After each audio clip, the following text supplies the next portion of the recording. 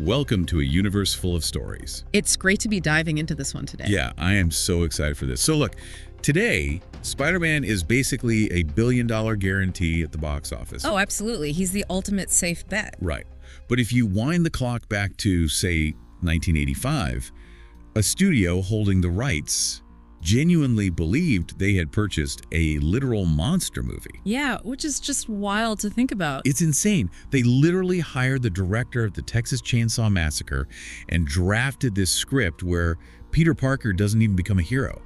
He mutates into this grotesque, R-rated, eight-legged body horror freak. A literal nightmare. Yeah, and the fact that the defining icon of modern blockbuster cinema barely survived his own development process is something I just find endlessly fascinating. Well, I mean, it really shatters this illusion we have of Hollywood as, like, a precision-engineered machine. Right, like they know exactly what they're doing all the time. Exactly. We tend to think that a massively popular IP automatically translates into this seamless production pipeline. But the cinematic history of this character is the absolute definition of a corporate and creative battlefield. I mean, it is an unbroken streak of chaos. And that chaos is exactly what we need to unpack today in this deep dive. Because as of today, July 30th, 2026, if you look at the marquee of literally any movie theater in the world right now, you are going to see one title dominating the screens. Spiderman. Brand new day. Exactly. We have officially arrived at the release of the newest installment of the biggest superhero on the planet. I mean, he has conquered generations, broken every conceivable box office record, and structurally altered how the entire film industry functions. Yeah, but there is this massive glaring paradox that almost no one talks about when they, queue up for their popcorn. Which is what? Which is that none of his cinematic sagas have ever ended on their own terms. Wait, really? Not a single one? Not a single one. Every distinct era of Spider-Man has been interrupted, violently rebooted, or just drastically altered behind closed doors. So you're looking at this track record of localized failures that are just embedded inside an unprecedented macro-level success. Wow. So our mission for this deep dive is to trace that tortuous behind-the-scenes history. We're going to explore the power struggles, the corporate meddling, the hacks, and the canceled visions that prove Hollywood itself is frankly a much tougher enemy for Peter Parker than the Green Goblin or Doc Ock ever could be.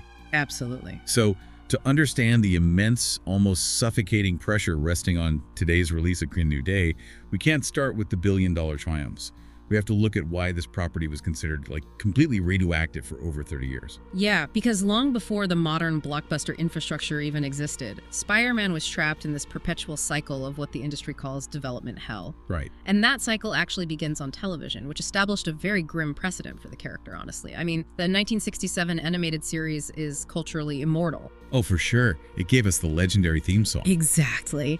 And it brought the character out of niche comic shops and into mainstream living rooms.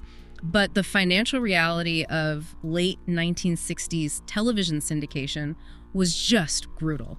Yeah, I always hear that it was canceled because they simply ran out of money, which seems bizarre given its popularity. But the animation business model back then didn't operate on long-tail merchandising the way it does today, did it? Not at all, no. The margins were razor thin. Animation studios like Grand Trey Lawrence, who produced the first season, they were paid a flat, relatively low fee per episode by the syndicators. Okay, so it's a fixed budget. Right. So if a production went over budget, which animation frequently does because of the labor-intensive nature of hand-drawn cells, the studio just ate the cost. Ouch. Yeah. By 1970, the production companies involved were completely tapped out. The character worked beautifully for the audience, but the rigid, unforgiving financial architecture of 60s television just crushed it. And we see an evolution of that exact same structural failure a few years later, right? With the first live-action attempt. The 1977 CBS series. Yeah, starring Nicholas Hammond. Now, I know fans complained that this series took massive liberties with the lore, there were no supervillains, mostly just Peter fighting generic mobsters and mind control cults. Yeah, very standard 70s TV plots. Exactly. Yeah. But from a purely analytical standpoint, it was actually a hit. The ratings were objectively strong. They even compiled episodes into feature-length films for international theatrical distribution and made a killing.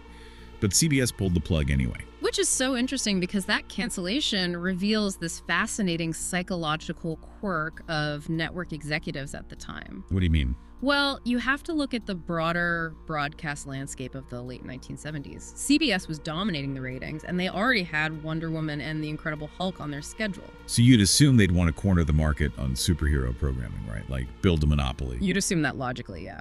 But Hollywood ego completely overrides logic. The executives at CBS were terrified of the optics. They didn't want the industry stigma of being branded as, quote-unquote, this superhero network. Oh, wow. Yeah, they were striving for prestige television, leaning into sophisticated dramas and adult sitcoms. They viewed comic book adaptations as cheap, juvenile pulp, regardless of how high the viewership numbers were. That is wild. So they effectively killed a proven, profitable commodity simply to protect their corporate vanity. Which just proves that even when the product works, external corporate psychology can be completely lethal. Absolutely. But I mean, television was child's play compared to the absolute lunacy of the silver screen rights in the 1980s. Right.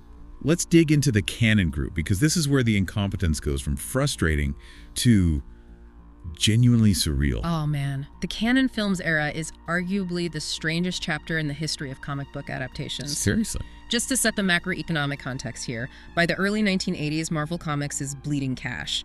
The comic book direct market hasn't fully stabilized, and they are desperate for liquidity. So they start selling off film rights to literally whoever will write a check. Right, and the ones writing the check for Spider-Man were Menahem Golan and Yoram Globus, the two Israeli cousins running Cannon. Now these guys were infamous for their specific business model, right? Oh yeah, very infamous. They churned out these cheap, hyper-violent action movies starring Chuck Norris and Charles Bronson. Their entire strategy relied on pre-selling foreign distribution rights based on nothing but a flashy poster and a recognizable title, often before a script was even written. Exactly. I mean, they were brilliant at the hustle of international distribution, but they possessed a 0% comprehension of American pop culture mythology. Zero. So when they secured the rights to Spider-Man, they didn't see a teenage coming-of-age story. They saw the word spider, they saw the word man, and they instantly assumed Marvel had sold them a monster movie IP. It's a foundational misunderstanding that just boggles the mind. They literally pitched a body horror film where a scientist deliberately subjects Peter to radiation, mutating him into a hairy, eight-legged, suicidal human spider hybrid. I know, it's so gross. It's like a studio buying the rights to Sesame Street and deciding to adapt it into a gritty, true crime thriller about a serial killer operating out of a trash can. It shows a complete, utter disregard for the DNA of the material. And the craziest part is they threw serious weight behind this grotesque vision. Like you mentioned at the top of the deep dive, they brought in Tobe Hooper to direct. The Texas Chainsaw Massacre guy. Yeah.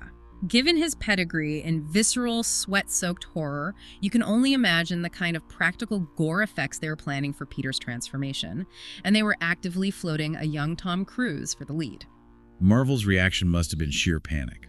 I mean, they needed the cash, but you can't let a partner permanently brand your flagship character as a suicidal monster. Right, so Marvel stepped in aggressively. Stan Lee personally intervened and forced Cannon to abandon the horror concept entirely. He basically demanded a script that adhered to the core mythology, focusing on Peter as a hero fighting Dr. Octopus. So Cannon has to pivot. They drop Hooper, they hire Joseph Zito to direct, and they cast a stuntman named Scott Leva. I've actually seen these. They shot official promotional photos of Leva in a surprisingly decent Spider-Man suit hanging off a building. Yeah, it didn't look half bad. And they set a budget of $20 million. But this is where the Cannon business model implodes, right? Because pre-selling foreign rights only works if you actually, deliver the movie. Precisely. Cannon Films was highly leveraged. It was essentially a financial house of cards built on junk bonds and risky acquisitions. Right. So a $20 million budget for a single film was astronomically high for them. As their other massive gambles, like Superman the Fourth, the quest for peace began to flop, their credit lines just evaporated. So what's their emergency backup plan? Because they know if they don't roll cameras, they default on the contract with Marvel. Well, Golan and Globus pivot to a strategy of sheer desperation. They bring in director Albert Pune. The new directive is to slash the budget down to a microscopic $4 million. $4 million from 20. Yeah. And the logistical plan is to shoot the Spider-Man movie concurrently on the exact same sound stages, utilizing the exact same sets as a sequel to the Masters of the Universe movie. Oh my God. Because nothing screams Queens, New York, quite like the leftover styrofoam ruins of Castle Grayskull. Right. It's absurd. It was an act of financial freefall. And, it didn't matter anyway, because before they could shoot a single frame, Canon Films completely collapsed into bankruptcy. They owed Marvel a fortune in unpaid fees, which triggered this massive domino effect of litigation. And that bankruptcy basically traps the character in legal amber for a decade. The rights bounce from Canon over to Menahem Golan's new splitter company, 21st Century Film Corporation, which also fails to launch a youth-oriented version and subsequently goes bankrupt. Right. So by the 1990s, the rights finally land at Carolco Pictures. And this is the moment I really want to pause on, because despite the eventual failure, a genuine cinematic visionary steps into the fray. Following the colossal, industry-defining success of Terminator 2, Cameron could make whatever he wanted. And he set his sights on Spider-Man. We have to talk about his 57-page scriptment, a hybrid of a script and a treatment, because its influence is still felt today. Cameron fundamentally recognized that Spider-Man is a story about puberty. Exactly. It's about a teenager whose body is changing in terrifying, uncontrollable ways. And to emphasize that biological metamorphosis, Cameron is actually the one who invented the concept of organic web shooters. Which was a brilliant, heavily debated alteration to the lore. Instead of Peter being a boy genius who mechanically engineers fluid and metal gauntlets, the webbing is a biological byproduct of the spider bite. Right. It leans so heavily into the awkwardness of adolescence. Cameron's vision was mature, it was kinetic, and it treated the superhero genre with a level of psychological seriousness that simply didn't exist in the 90s. And he wanted Leonardo DiCaprio as Peter Parker and Arnold Schwarzenegger as Doc Ock. What a lineup. I mean, the visual potential of Cameron directing Schwarzenegger as a mechanical, tentacled mad scientist against a young DiCaprio is staggering. Yeah. So we have an A-list visionary, we have massive star power, we have a brilliant scriptment. What kills it this time? Structural financial collapse. Again. Unbelievable. Carolco Pictures operated on this high-risk model of producing exclusively massive, big-budget event films. When movies like Cutthroat Island bombed catastrophically at the box office, Carolco couldn't absorb the loss. They filed for bankruptcy. Another one. It's like a curse. It really is. If you synthesize this entire 30-year era, you realize that Spider-Man's failure to reach the screen had absolutely nothing to do with creative viability or audience disinterest. Like, fans wanted it. They did. The failure was entirely a byproduct of an unstable independent film market. The studios that scraped together the cash to lease the rights, Canon, 21st Century, Carolco, they were structurally flawed. They all collapsed under the weight of their own leveraged debt. It creates this beautiful, tragic irony. The superhero, who famously spends half his time in the comics stressing about paying his rent and keeping his head above water financially, is literally kept out of movie theaters because his corporate overlords keep going completely broke. Exactly. And it triggered a multi-year, multi-studio legal war over chain of title. And while the lawyers billed thousands of hours arguing over who owned what percentage of the rights, James Cameron and Leonardo DiCaprio realized they couldn't afford to waste their prime creative years waiting for a judge's ruling. So what did they do? They walked away from superheroes entirely, went to Fox, and made Titanic instead. Which grossed over $1 billion and won Best Picture. Just an agonizing missed opportunity for Marvel. But as the 90s bleed into the 2000s, the rights finally find a stable, incredibly well-funded home at Sony Pictures. Right, and this transition fundamentally alters the ecosystem. We enter the Raimi era, from 2000 to 2010. Sony had the infrastructure, the distribution muscle, and the deep pockets to actually execute a blockbuster. But here is the grand tragedy we're going to explore. Sony provided the stability the franchise desperately needed. Yet, achieving massive world-conquering success is precisely what planted the seeds for the franchise's first catastrophic collapse. To understand how they achieved that initial success, we have to look at the leadership dynamic at Sony. You had Amy Pascal heading Columbia Pictures and Avi Arad operating as a wildly influential producer representing Marvel's interests. Right. Together, they made what remains one of the most inspired hiring decisions in Hollywood history by giving the director's chair to Sam Raimi. Now let me push back on that for a second, because in hindsight it seems obvious. But in 1999, hiring the guy famous for the Evil Dead franchise to helm a $140 million tentpole had to be considered a massive risk, right? What made him the perfect fit over a traditional action director? Well, it wasn't just his resume, though his 1990 film Darkman proved he could handle a tragic, effect-heavy superhero narrative. The defining factor was Raimi's specific visual language combined with his absolute, undeniable fandom. Spider-Man, as a character, requires a highly kinetic, acrobatic visual style to capture the mechanics of web swinging. Oh, definitely. Raimi's pioneering work with aggressively fast, roaming camera movements in his horror films perfectly translated to the vertigo-inducing physics of swinging through Manhattan. But even more than his technical skill, Raimi understood Peter Parker on a molecular level, didn't he? When he went into that pitch meeting, he didn't talk about CGI sequences or merchandising potential. He pitched a small, intimate story about a deeply flawed kid who is crushed by the weight of immense responsibility while ultimately just trying to get the girl next door to look at him. Exactly, and that profound focus on character vulnerability dictated the casting. Sony's executive board desperately wanted a massive, established heartthrob or proven action star. They wanted a guaranteed return on investment. But Raimi planted his flag for Tobey Maguire, a guy whose biggest credits at the time were quiet, dramatic indie films like The Ice Storm and The Cider House Rules. He didn't have the physique or the bravado of an action star. No, not at all. But Raimi recognized that Maguire possessed an innate awkwardness, a quiet, soulful empathy that was absolutely essential for Peter Parker. And Raimi surrounded him with an impeccable ensemble. I mean, Kirsten Dunst bringing real agency to Mary Jane, and Willem Dafoe delivering a wonderfully unhinged dual personality performance as the Green Goblin. No, Dafoe is incredible, and the resulting 2002 film, Spider-Man, was a cultural earthquake. We really can't overstate this. It became the first movie in history to cross $100 million in a single weekend. Which was unheard of. Right. It grossed over $800 million globally. It completely rewired the industry's understanding of what a blockbuster could be. It proved these stories could be four-quadrant, emotionally resonant juggernauts. So a sequel is immediately greenlit, with an even bigger budget. But the production of Spider-Man 2, which is widely heralded as a masterpiece, was a perfect storm of behind-the-scenes leverage and physical vulnerability. Let's break down the Tobey Maguire crisis, because this is where Hollywood contract negotiations get incredibly messy. Maguire had recently filmed Seabiscuit, and he suffered a severe, legitimate back injury during production. Which is catastrophic when you consider that playing Spider-Man requires a physical language defined by extreme contortion, wire work, and highly demanding physical stunts.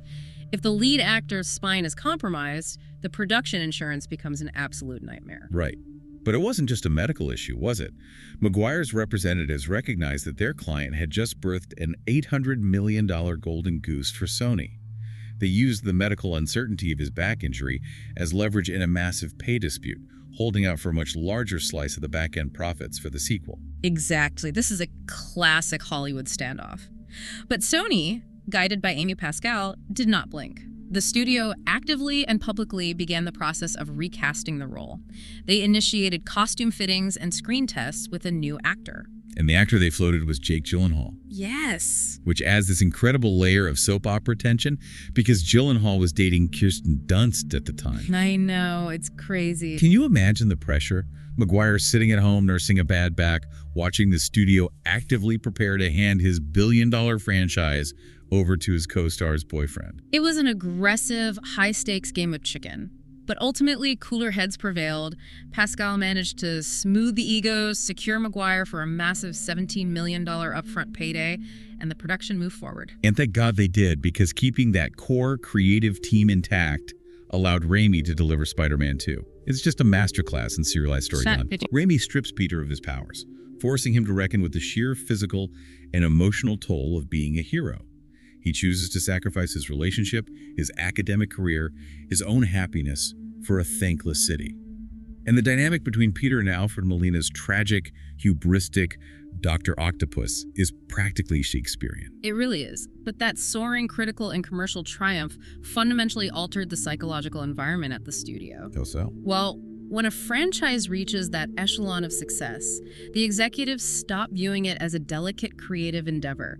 They start viewing it as a massive, indestructible industrial machine. The mandate shifts from, let the artist tell a great story to how many marketable assets can we cram into a 2-hour runtime to maximize toy sales and spin-offs? Which leads us directly to the corporate meddling of Spider-Man 3 and the ultimate assassination of the Raimi saga. Let me float a theory here. A lot of critics blame Raimi for Spider-Man 3 being a bloated mess, pointing to the infamous dancing Peter Parker scenes. Right, the emo Peter dance. Yeah, but if you look at the forensic evidence of that production, this was entirely a corporate failure, wasn't it? The archival evidence heavily supports that theory. Sam Raimi came into the development of Spider-Man 3 with a very clean thematic narrative in mind. He wanted to construct a story entirely about forgiveness and the destructive nature of vengeance. Okay, so a very focused theme. Yes. His core narrative focused on Peter, Harry Osborn taking up his father's mantle, and the introduction of the Sandman. And Sandman was a beautiful, tragic, working-class villain who only commits crimes to pay for his dying daughter's medical treatments. That was the emotional spine of the film. But Avi Arad looks at the market research, looks at the phenomenal comic book sales from the 1990s, and says, no, we need Venom. Exactly. Arad forced the inclusion of Venom. This is heavily documented. Raimi repeatedly and publicly admitted that he did not understand Venom.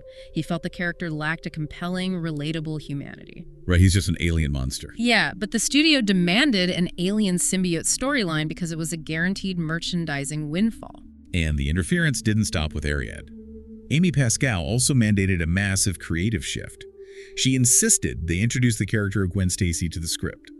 Her specific goal was to engineer a melodramatic, traditional romantic comedy love triangle between Peter, MJ, and Gwen to theoretically broaden the demographic appeal. So you take Raimi's elegant, emotionally resonant story of redemption regarding the Sandman, and you forcefully inject an entirely separate, massive alien invasion plot alongside a tonally dissonant romantic comedy subplot. It's pouring 3 gallons of water into a 1-gallon bucket. The result is a tonally schizophrenic, critically panned mess. Now, Spider-Man 3 still grossed nearly $900 million because of the goodwill generated by the first 2 films, but creatively, the trust between the filmmaker and the studio was completely shattered. And that lack of trust is the exact mechanism that killed the saga. Because despite the critical backlash, Sony pushed forward with pre-production on Spider-Man 4. This is one of the greatest what-ifs in cinema history. Raimi was highly motivated to win back the fans. He wanted to apologize for the 3rd film. And the casting he was putting together was incredible.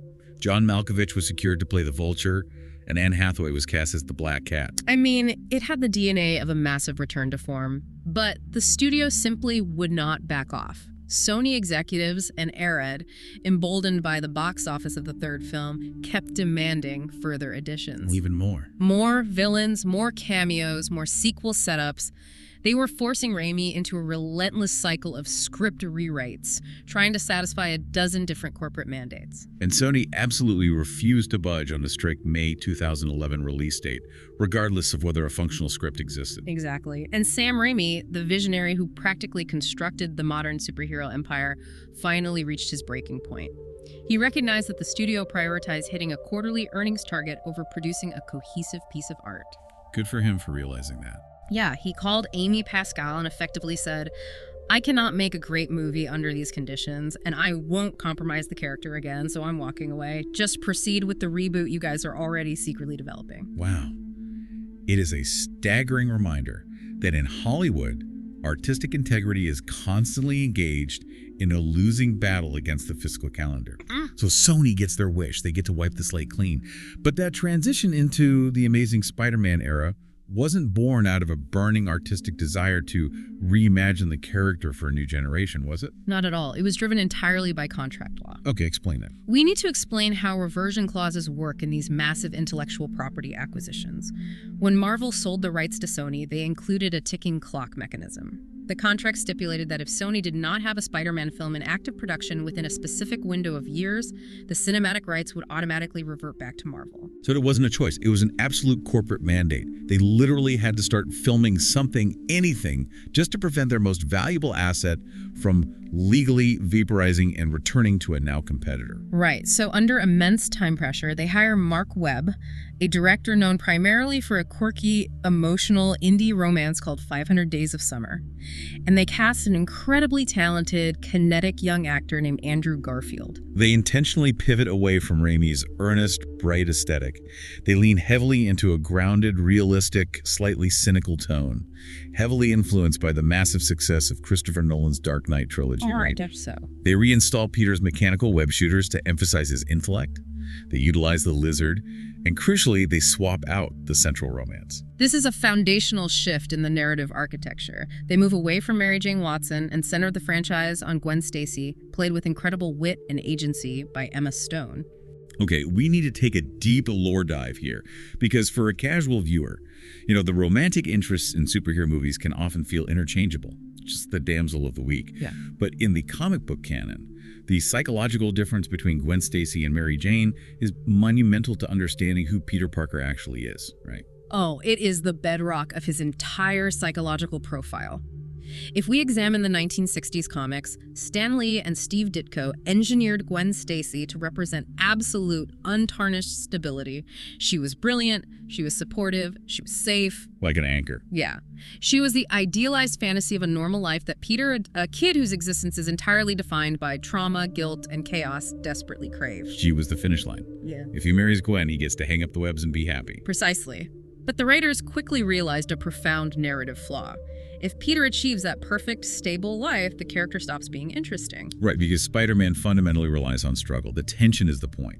Exactly. So in 1973, in one of the most shocking moments in comic history, they make the brutal decision to have the Green Goblin throw Gwen off a bridge, and Peter accidentally snaps her neck while trying to catch her with his webbing. So dark. Her tragic death ensures that Peter can never, ever escape the lethal consequences of his double life. She becomes a permanent symbol of innocent idealism lost. Wow. And then you contrast that with the function of Mary Jane. Right. Mary Jane was introduced as Gwen's polar opposite. She was loud, extroverted, deeply flawed, and actively avoided emotional intimacy. But over decades of publication, she matures. She discovers Peter's secret, and instead of running, she stays. So she embraces the chaos. Yes. She becomes the one person who truly comprehends the horrific, grinding burden he carries. She doesn't represent a fantasy of a normal life. She represents the gritty reality of choosing to love someone who was constantly sacrificing himself for the world. She eventually becomes his wife, serving as his emotional anchor in the storm. It's a brilliant dichotomy. Both characters exist to force Peter to confront the impossible balance between his selfish personal desires and his selfless duty. And to the credit of Webb, Garfield, and Stone, they translated that dynamic beautifully in the first Amazing Spider-Man film. Their chemistry was electric. It anchored the entire movie. The 2012 film performed well enough financially to justify a sequel. But then we arrive at the absolute train wreck of The Amazing Spider-Man 2. Okay, the best analogy I can think of for what happened here is like a real estate developer trying to build a gleaming 50-story penthouse suite before they've even bothered to pour the concrete for the foundation. It was an act of pure, unadulterated corporate envy. Corporate envy is exactly the right term. Sony executives, particularly Pascal and Odd, were looking across town at Marvel Studios. Marvel had just released The Avengers in 2012, proving that an interconnected cinematic universe could generate billions of dollars. Sony looked at their single Spider-Man franchise and panicked. They wanted their own cinematic universe, and they wanted it immediately without putting in the 5 years of groundwork Marvel did. So they completely hijacked Mark Webb's grounded romantic story. Yeah. They forced him to cram an impossible amount of franchise building into a single script. I mean, you have Jamie Foxx as a visually chaotic Electro. You have a deeply convoluted, rushed storyline turning Harry Osborn into the Green Goblin. You have Paul Giamatti in a bizarre mechanized rhino suit. It was so much. And a massive, unnecessary conspiracy plot regarding Peter's dead parents. And on top of all of that, blatant, clumsy setups for a Sinister Six villain team-up movie. They systematically dismantled the creative vision in pursuit of rapid franchise expansion. The narrative bloat was so severe that the emotional core of the film, even the tragic adaptation of Gwen Stacy's death, felt completely unearned and buried under CGI bombast. And the financial reality of that hubris was devastating, wasn't it? The Amazing Spider-Man 2 cost an estimated $240 million to produce, not including a marketing budget that likely doubled that figure.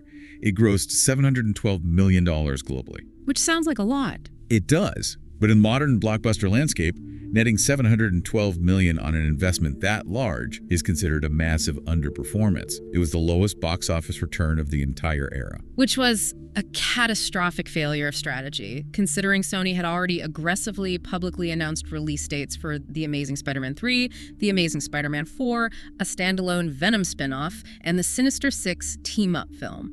They had leveraged their entire corporate future on a cinematic universe that audiences actively, loudly rejected. But the humiliation for Sony was about to escalate from a quiet boardroom panic to a global scandal.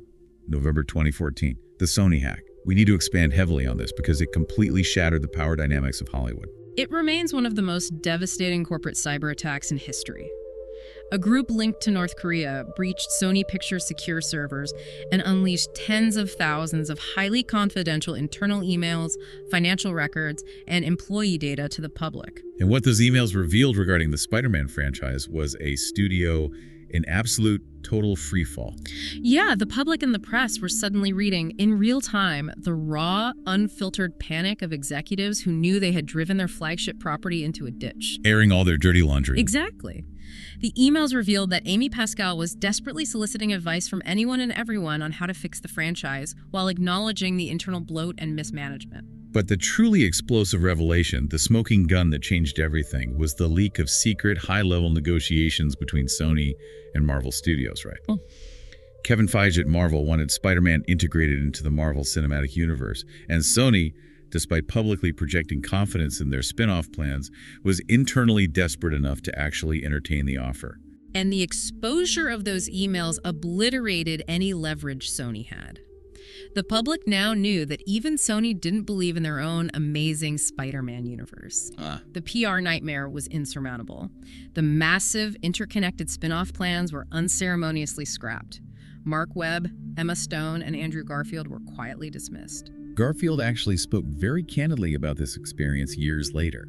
He noted that the original script for his sequel possessed real heart and soul, but he watched it get systematically dismembered by committee for commercial interests. His entire trilogy, years of his life, was canceled because of executive greed and impatience. Which forces a historic turning point. The hack humiliated Sony to such a profound degree that they agreed to an unprecedented corporate truce. Let's explain the mechanics of this historic deal, because rival studios sharing a billion-dollar IP was unthinkable. Sony and Disney broker a deal to share the character. Kevin Feige and the Marvel Machine get full creative control over producing the new standalone Spider-Man movies. Sony pays for the production, handles the distribution, and keeps the box office profits. It was a symbiotic masterstroke. Marvel finally gets to weave their flagship character into the fabric of the MCU alongside Iron Man and Captain America, lending massive credibility to their universe. Win-win. Yeah, and Sony gets the guaranteed creative and financial success of the Marvel hit-making factory without having to figure out the story themselves. They bring in Tom Holland as a highly energetic, youthful Peter Parker, Zendaya as a reimagined deadpan MJ, and indie director John Watts. And Feige makes a brilliantly confident creative choice right out of the gate. He entirely skips the origin story. We don't see the spider bite. We don't see Uncle Ben die. He drops a fully formed teenage Spider-Man straight into a world where the Avengers already exist. It was incredibly refreshing. The first film, Homecoming, operated on a relatively modest $175 million budget and pulled in $880 million. The sequel, Far From Home, shattered all expectations, crossing the billion-dollar threshold to gross $1.13 billion. Audiences adored Holland's infectious energy and the surrogate father-son dynamic with Tony Stark. It appeared to be a flawless partnership. Until August 2019. Because peace in Hollywood is always temporary when there is $1 billion on the table. This is where the marriage almost ended in a spectacular, very public divorce. Yeah, to understand the 2019 crisis, we have to look closely at the incredibly murky world of Hollywood accounting. Under the original agreement, Disney was receiving 5% of the first dollar gross on the standalone Spider-Man films. Okay, let's break that term down for the listener, because first dollar gross is the holy grail of Hollywood contracts. How does that differ from just taking a percentage of the profits? So taking a percentage of net profits in Hollywood is essentially worthless. Studios utilize labyrinthine accounting practices, charging massive overhead and distribution fees to themselves to ensure a movie technically never shows a profit on paper, thereby avoiding paying out back-end participants. Yes, the infamous Hollywood accounting. Exactly. First dollar gross, however, means you get a percentage of the actual revenue from the very first ticket sold at the box office before the studio deducts a single dime for production, marketing, or overhead. Right, so a guaranteed stream of pure cash. Exactly. But Disney looks at the $1.13 billion Far From Home just made for Sony, and they decide 5% isn't enough anymore. They demand a radical restructuring, a 50-50 split on co-financing the productions, in exchange for a 50-50 split of the profits moving forward. Let me propose an analogy. It's like a landlord watching a tenant open a small bakery in their building. The bakery becomes wildly successful, so the landlord immediately demands 50% ownership of the business, simply because they own the brick and mortar. Sony, feeling highly confident that they had absorbed the Marvel formula and could now make $1 billion movie on their own, completely balked. They walked away from the table. The deal was dead. Spider-Man was officially removed from the MCU. And the internet reaction was apocalyptic. Fans were outraged. But the individual who salvaged the partnership wasn't an aggressive agent or a corporate lawyer. It was Tom Holland himself. This is a remarkable demonstration of star power leverage. Holland understands his immense, irreplaceable value to both corporations. He personally gets on the phone with Disney CEO Bob Iger and Sony chairman Tom Rothman. He essentially forces two of the most powerful, ego-driven men in global media back to the negotiating table through sheer charisma and fan leverage. He brokers a temporary truce where Disney agrees to put up 25% of the budget in exchange for 25% of the profits. It was a band-aid, but it allowed them to produce the third film, No Way Home. And because they'd come so close to losing the character entirely, Marvel decided to go all in on legacy. They cracked open the multiverse, they brought back Tobey Maguire, they brought back Andrew Garfield, allowing those actors to finally find the emotional closure for the sagas that Sony had abruptly canceled years prior. The result was cultural hysteria. No Way Home grossed $1.95 billion. It was a singular, unrepeatable cinematic event. But while all of this live-action corporate warfare was unfolding, Sony was simultaneously producing what many critics argue is the greatest superhero film ever made, the animated feature Into the Spider-Verse, which introduces a fascinating, highly complex wrinkle into the narrative. Amy Pascal, seeking to diversify the property, hired Phil Lord and Christopher Miller to produce an animated film centered on the Afro-Latino Spider-Man, Miles Morales. Right. And it was a triumph on every conceivable level. Produced for $90 million, it grossed nearly $400 million, won the Academy Award for Best Animated Feature, and completely revolutionized the aesthetic parameters of commercial animation, blending 3D CGI with 2D comic book halftones. It was universally beloved. But here is where I get hung up, and it's a difficult question. How should we, as audiences who consume and love these movies, reconcile a beautiful, groundbreaking piece of art with the incredibly ugly, exploitative reality of how it was manufactured? That is the defining ethical question of modern blockbuster production, because the production of the sequel, Across the Spider-Verse, exposed a deeply toxic culture prevalent in the animation industry. Shortly after the film was released to massive acclaim, the magazine Vulture published a devastating, heavily sourced expose detailing the horrific working conditions. Break down the mechanics of that failure for us. Why was the production of this specific film so grueling? To understand the pain of the animators, you have to understand how a 3D animation pipeline functions. In live action, if a director doesn't like a scene, they can rewrite it on the fly, actors memorize new lines, and you shoot it in an afternoon. Right, it's pretty flexible. But animation is the exact opposite. It requires rigid, meticulous planning. You lock in a storyboard, record the dialogue, build the 3D models, rig the skeletons, animate the motion, light the scene, and render millions of pixels. It takes weeks of labor to produce seconds of footage. Right, it's a deeply mathematical, sequential process. But Phil Lord, the producer and writer, allegedly managed the animation pipeline as if it were a live-action comedy set. Animators reported that he would demand massive structural rewrites to sequences that were already fully rendered and completed. Which means artists had to take weeks of exhausting, highly technical, emotionally draining work, throw it directly into the trash, and start completely over from scratch, repeatedly, just to hit an immovable corporate release date. The resulting crunch culture was barbaric. Animators were forced into 11-hour days, 7 days a week for months on end. The physical and psychological burnout was so severe that over 100 animators quit the production before the film was even finished. It was a chaotic, profoundly demoralizing environment. And the response from the studio leadership was incredibly chilling. When Amy Pascal was pressed by reporters about the punishing working conditions, her response was literally, "If this story isn't right, you have to keep going until it is. Welcome to making a movie." That phrase, "welcome to making a movie," perfectly encapsulates the systemic rot at the heart of the industry. It casually normalizes the exploitation of artists in the relentless pursuit of a perfect blockbuster product. The human cost was immense, and the direct mechanical consequence of that mismanagement is that the third film, Beyond the Spider-Verse, which was initially scheduled to come out mere months later, has been delayed for years. Right. It is currently slated for 2027 while they attempt to restructure an entirely broken production pipeline. Which finally brings us to today. The current reality, July 31st, 2026. The release day of Spider-Man. Brand new day. And the cinematic landscape this film is stepping into is incredibly precarious. We are deep into an era of undeniable superhero fatigue. The guaranteed billion-dollar box office no longer exists. Marvel's invincibility is gone. The financial pressure resting on this specific movie to revitalize the genre is astronomical. And the pre-production was, predictably, a nightmare. It starts with the director. John Watts, who successfully navigated the first 3 Tom Holland films, walked away from the franchise. He cited extreme, debilitating burnout, directing No Way Home under incredibly strict COVID-19 pandemic protocols while constantly acting as a mediator between the conflicting corporate demands of Disney and Sony, utterly exhausted him. He needed an escape. So they have no director. Then, a massive, fundamental creative clash erupts between the 2 studios. Tom Holland and Kevin Feige wanted to scale the narrative down. They wanted to tell a gritty, street-level story set in New York City, teaming Peter up with Daredevil to fight organized crime. Which makes perfect narrative sense, given the somber, isolated ending of No Way Home. But Sony executives vehemently pushed back. They didn't want a small, character-driven story. They wanted to milk the multiverse concept again. They demanded that Maguire and Garfield be forced back into the script, believing that nostalgia was the only way to guarantee a billion-dollar return. It is a textbook repeat of the Spider-Man 3 and Amazing Spider-Man 2 corporate meddling.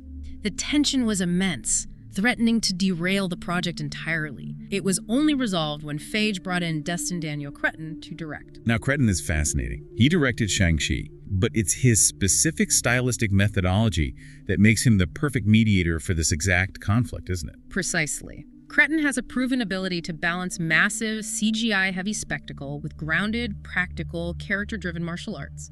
He was brought in specifically to build a script that satisfied Sony's insatiable desire for massive scale, while retaining Marvel's focus on intimate character growth. That's a tough balancing act. Very. All while carrying the impossible burden of synchronizing Peter's storyline with the upcoming massive Avengers tentpoles, Doomsday, and Secret Wars. But even with a director secured, they still had to deal with their biggest star. Tom Holland is no longer the eager kid happy to be in the room. He has evolved into one of the most powerful actors in Hollywood, and he weaponized that leverage. He really did. He literally forced Sony to delay the entire production schedule of Brand New Day so he could go shoot a highly anticipated Christopher Nolan movie first. Furthermore, both he and Zendaya are locked in to star in a massive upcoming project called La Odisea. Holland essentially reminded the studio of a harsh reality. They need him infinitely more than he needs them. He holds the keys to the franchise. To compensate for all the delays, the script changes, and the massive weight of expectations, the studio has resorted to extreme, almost paranoid levels of secrecy during production. Which brings us to the Sadie Sink casting. A perfect example of modern IP paranoia. It is genuinely insane to me. Sadie Sink was hired, she signed a massive multi-picture contract, and she literally arrived on set to film her scenes without ever being allowed to read a script. She didn't even know the name of the character she was playing until the cameras rolled. The studio is absolutely terrified of leaks ruining their marketing strategy. The current prevailing theory among fans is that she might be playing a multiverse variant of the X-Men's Jean Grey, but the fact that an actor of her caliber is required to work under those blind conditions demonstrates how tightly controlled, sanitized, and paranoid these massive IP factories have become. So, what does this all mean? We arrive at our core philosophical takeaway. When you step back and look at the totality of this history, the bankruptcies, the canceled scripts, the corporate meddling, the animators quitting, the frantic compromises, it all points back to a fundamental, irreconcilable clash between the nature of the character and the nature of the industry. If we look closely at Stan Lee and Steve Ditko's original 1962 conceptual design of Peter Parker, he is not a god from Asgard, and he is not an untouchable billionaire like Tony Stark or Bruce Wayne. Right. He is a working-class kid from Queens who is defined entirely by his struggles. He constantly loses the people he loves, he fails to pay his rent, he makes terrible mistakes, and he is forced to start over again and again. That permanent tension, that constant unending cycle of loss, guilt, and starting over, is exactly why Spider-Man functions so brilliantly in the medium of serialized monthly comic books. But that psychological profile fundamentally clashes with Hollywood's core objective. Hollywood doesn't want endless, messy struggle. Hollywood demands neat, orderly, predictable, consistently profitable franchises with clean resolutions and happy endings.